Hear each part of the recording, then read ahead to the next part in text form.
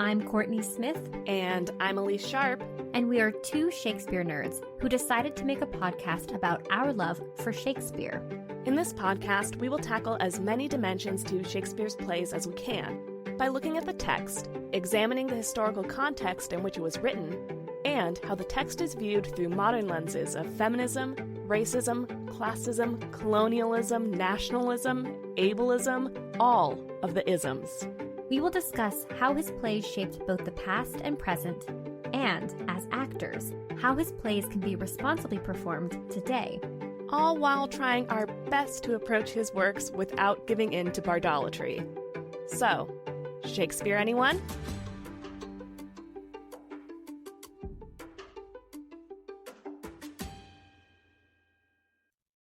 Hi, listeners. Elyse here to remind you of all the ways you can support the podcast and the work that Kourtney and I do. First up, we have a Patreon. Our Patreon patrons receive exclusive bonus content. Every month, we do a roundup of Shakespeare-related content we have found online.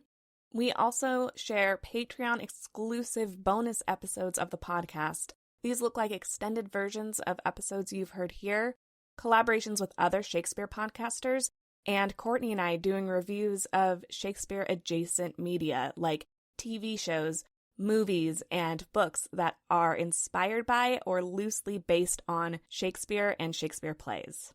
Patreon patrons also receive snail mail from the podcast, and some levels even vote on future episodes of our podcast. If you are interested in checking out our Patreon, or just the Shakespeare-related names we've given the tiers of support, head to patreon.com/Shakespeare Anyone. The link is also in our episode description. After you've done that, please rate, review, and follow us on Apple Podcasts and Spotify. Your review might even make it on an episode. You can also follow us on Instagram, Twitter, and tell a friend. Word of mouth is our best form of advertising. Thank you so much for all of the support you give the podcast. Now, on to the episode. Welcome to another Shakespeare Anyone mini-episode. In these mini-episodes, we'll be exploring topics that are related to Shakespeare but aren't necessarily connected to whatever play we've been discussing. And they're mini because, well, they're shorter than our other episodes. They're like quartos if the regular episodes are folio editions. In today's episode, we'll be talking about Shakespeare and Petrarch. We've already talked about Petrarch a little bit in our 12th Night episode, Gender and Queer Theory, but now we want to do a deeper dive into this cultural figure who greatly inspired Shakespeare's plays and poems. While this episode is primarily a Shakespeare's language framework episode, we do want to first share some historical background about Petrarch and his legacy. Petrarch, or Francesco Petrarca in full Italian, was an Italian scholar, poet, and humanist born in 1304 in Tuscany and died in 1374 in Padua. While he was a boy, Petrarch and his family moved to the Provence region of southern France. His father was a lawyer, so he might have been looking for employment with the exiled papal court in Avignon. This was a period between 1309 and 1376, in which popes resided in Avignon instead of Rome due to conflicts between the papacy and the French crown. Petrarch, allegedly at his father's insistence, was sent to study law at Montpellier in 1316. A few years later, he returned to Italy to continue his studies at Bologna. Even though he was studying law, he was writing during this period. Many of his earliest surviving poems date back to his days at Montpellier or Bologna. He wrote vernacular poetry, the speech of common people, rather than in Latin or Koine Greek of the Hellenistic period and Roman and Byzantine empires, respectively. Petrarch left his law studies after his father's death in 1326 and returned to Avignon. He took ecclesiastical orders and entered the household of the Cardinal Giovanni Colonna, of a noble Roman family descended from the 10th century. Fun fact, this Colonna family had feuded with two other families throughout the Middle Ages, the Caetani and the Orsinis. Yes, this is the same Orsino family whose name might have been used in Twelfth Night to suggest Illyria is more Italian than English. As we mentioned in that series Stuff to Chew On episode, a member of the family, Virginio Orsini, visited the English court in December 1601 for the Christmas revelries and would have been entertained by Twelfth Night. It is said that Queen Elizabeth danced a galliard for him to show off her vigor in her old age. Thereby, it is likely that Orsino was named in his honor, although we don't know if the character is actually based on him any further. Now, back to Petrarch. There is a famous description of Petrarch and his brother Gherardo, quote, as dandies in Avignon's polished courtly world, unquote. He continued to write, and he also developed a religious faith that led him to his famous chaste love for a woman known as Laura. Laura's identity has never been identified in spite of efforts. We do know that Petrarch first saw Laura on April 6, 1327, and he loved her from a distance until his death. This love is the basis of Petrarch's most famous poems from his Il Canzoniere, or Songbook in English. Canzoniere was originally titled Rerum Vulgarium Fragmenta, or Fragments of Common Things, but is also now known as Rome Sparse, or Scattered Rhymes. He collected and revised these poems throughout his life. He continued to work within the church, and in 1335 he received a canonry, or position as a member of the clergy on the staff of a cathedral in Lombay, France. In spite of this position, he resided at Avignon in the service of the cardinal. This was a period of travel, study of classical texts, and time away from Laura. Petrarch also began to advocate for the continuity between classical culture and Christianity, two seemingly conflicting ideals, and is therefore credited as the founder of European humanism. There are many more details involved in Petrarch's life. Like we said, he traveled, studied, wrote, and influenced both European humanism and the cult of poetry. The concept of a quote-unquote dark age in Europe also originated with Petrarch. The term is often used to characterize the Middle Ages as a time of intellectual darkness, but that simply wasn't true, and most scholars reject the usage of this concept to describe the period. If you would like to know more about Petrarch and the term Dark Ages, we recommend checking out Dr. Eleanor Yanega's graphic novel, The Middle Ages, A Graphic History, as she sheds more light on the period, as well as Petrarch's inaccuracy. But now we want to focus on one aspect of Petrarch's legacy, his rhyme poems. Around 1351, in Vaucluse, France, when Petrarch was 47, he worked on a new plan for the rime. He divided the project up into two parts: the Rime in Vita di Laura, or Poems During Laura's Life, and, you guessed it, Rime in Morte di Laura, Poems After Laura's Death. The poems were, quote, governed by an exquisite aesthetic taste, unquote, which I'm sure 2014 Tumblr users would appreciate, and were arranged chronologically, from falling in love to his theory of, quote-unquote, solitary life and dedication to God. Petrarch wrote more than 300 Italian sonnets to Laura. The poems encompass a variety of moods and subjects, and his poetry is an intense reaction to his beloved. He uses similes to evoke these feelings. For example, he writes of burning like fire and freezing like ice. Thomas Wyatt's translation of Sonnet 134 begins, quote, I find no peace, and all my war is done, unquote. Following Laura's death, Petrarch expressed his sorrow and described her return to him in dreams. This poetic style was repeated by sonneteers of Elizabethan England and later became poetic cliches in the great love sonnets of Sir Philip Sidney, Edmund Spenser, Michael Drayton, and William Shakespeare. Petrarch died in 1347 in Arga at the age of 69, and it's said that he was found with his head resting on a manuscript of Virgil. So that's a brief history of Petrarch's life. Now, let's talk more about how these poems influenced early modern literature. Petrarch's style of poetry was embraced by both amateur writers and professional poets.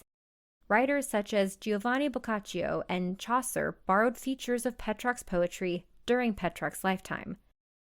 By the late 16th century, Petrarchism, or the imitation of Petrarch's style, in European literature was widespread and had become, quote, the the dominant mode of poetic expression, unquote, in Italy and throughout Western Europe. In the later Renaissance, books of Petrarch's poetry, specifically the canzoniere and rhyme collections, were published with accompanying biographies of Petrarch and editor commentaries that projected various and often competing views of Petrarch and his poetry. Some editions of the rhyme collection, for example, rearranged the order of the poems in the collection to create a more coherent narrative of Petrarch's love for Laura. Others highlighted Petrarch's use of allusion, myth, and other rhetorical devices. This variety of collections available to readers and would-be sonnet writers led to a greater diversity of sonnets by those who chose to imitate Petrarch's style. In Italy alone, writers wrote sonnets that celebrated great men and public deeds. Some were more amatory. Some noblewomen wrote sonnets about their virtuous widowhood, while professional courtesans wrote about their experiences. Sonnet writing even crossed artistic disciplines. Michelangelo, quote, wrote scores of Petrarchan sonnets and madrigals about patronage, art, and religious faith, unquote. Petrarch's influence spread from Italy to Spain, then to France, before entering England during the reign of King Henry VIII with Thomas Wyatt, who we mentioned earlier. In 15th century France, the blason emerged as a genre of poetry that found its roots in imitation of Petrarch.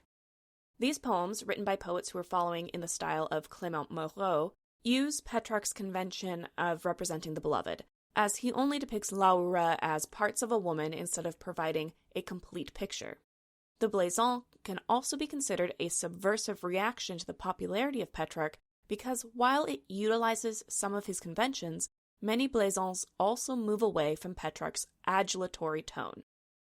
When Petrarchism arrived in England, it was met with both the same mixed reactions that all Italian cultural exports were at the time, both fascination and revulsion. The reading and writing of Petrarchan love poems was incredibly popular at the Inns of Court. However, as we've discussed in our episodes on masculinity, patriarchy, gender, grief, the four humors, and witchcraft, English culture in the late 1500s was obsessed with the expression of self-control, temperance, and moderation as evidence of achieving the humanist ideal of reason. The hyperbolic nature of Petrarchism was considered a form of excess in comparison and, therefore, was seen by detractors as antipodal to the pursuit of temperance and moderation, which led to English parodies and satires of the Petrarchan conventions, as well as a shift in how Petrarchan-style sonnets were written. And Shakespeare seems to have mostly gone with the trend of satirizing Petrarch, or at least pointing out the worst of Petrarchan conventions. In Twelfth Night, Olivia mocks the hyperbolic Petrarchan inventory of body parts sans poetic metaphor, saying, "O sir, I will not be so hard-hearted. I will give out diverse schedules of my beauty. It shall be inventoried, and every particle and utensil labeled to my will as item, 2 lips, indifferent red, item, 2 gray eyes with lids to them, item, 1 neck, 1 chin, and so forth. Were you sent hither to praise me?"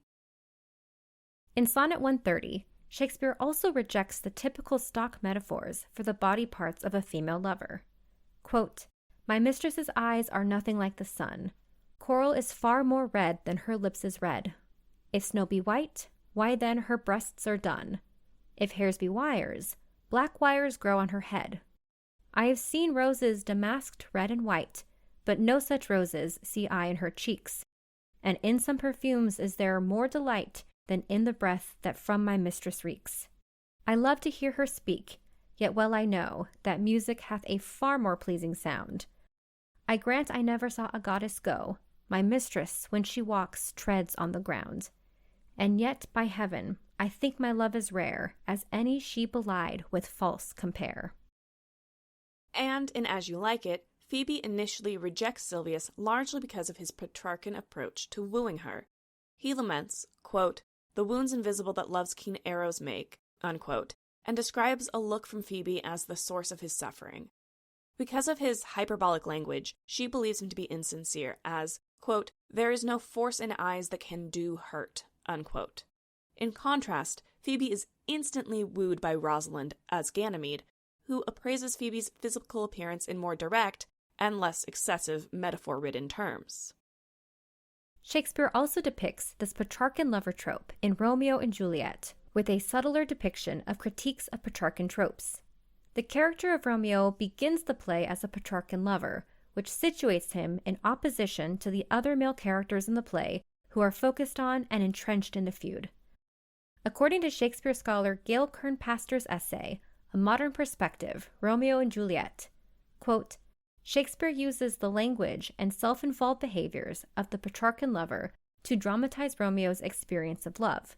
The Petrarchan lover, in emphasizing the often paralyzing intensity of his passion, is less interested in praising the remote mistress who inspires such devotion than he is in displaying his own poetic virtuosity and his capacity for self-denial. Such a love, like Romeo's love for Rosaline, is founded upon frustration and requires rejection. The lover is interested in affirming the uniqueness of his beloved only in theory. On closer look, she too becomes a generic object, and he more interested in self-display. Unquote. And as Renee Weiss, editor of the 2012 Arden edition of Romeo and Juliet, points out in the introduction to the play, quote, up to the moment where he sees Juliet, Romeo's language of love consists of strings of self-conscious oxymorons, lifeless cliches incapable of expressing true emotion, mere verbiage of melancholy suitable for moping in groves of sycamores. Unquote. It is a dense pile of Petrarchan language, copied and pasted repeatedly. However, when Romeo meets Juliet, he sheds this Petrarchan density and shifts to a shared love sonnet that features one metaphor, love as religious devotion, woven throughout. This shift not only demonstrates the difference between Romeo's false love for Rosaline and his true love for Juliet, but also mirrors the late Elizabethan era shift in love poetry. The Elizabethan and Jacobean eras saw a trend of reducing the amount of Petrarchan conceits in a love poem, not a complete rejection of the use of metaphor and simile to express the heightened experience of love. And that's Petrarch. Thank you for listening to this episode. Our kind listeners, we can no other answer make but thanks and ever thanks to our Patreon patron, Ann Connors and Kathleen Owen. I'm Kourtney Smith. And I'm Elyse Sharp. This is Shakespeare Anyone? Thank you so much for listening to Shakespeare Anyone. Works referenced in this episode are available in the episode description. Our theme music is Neverending Minute by Sounds Like Sander. If you would like to support us, it would help us out if you would hit the subscribe button, like us, leave a comment, write a review, share us on social media, tell a friend about us, all the things. We'd appreciate it. You can also support the podcast at patreon.com/Shakespeare Anyone. Patreon patrons get access to exclusive bonus content throughout the year. The link is also in the episode description. For more, you can visit our website, shakespeareanyone.com, follow us on Instagram at Shakespeare Anyone Pod, or Twitter at Shakespeare Anyone. For Twitter, that's Shakespeare Any and the number 1. Every other platform is spelled out like the name of the podcast. Now, because you listened all the way to the end of the credits, here's a completely random Shakespeare quote for you.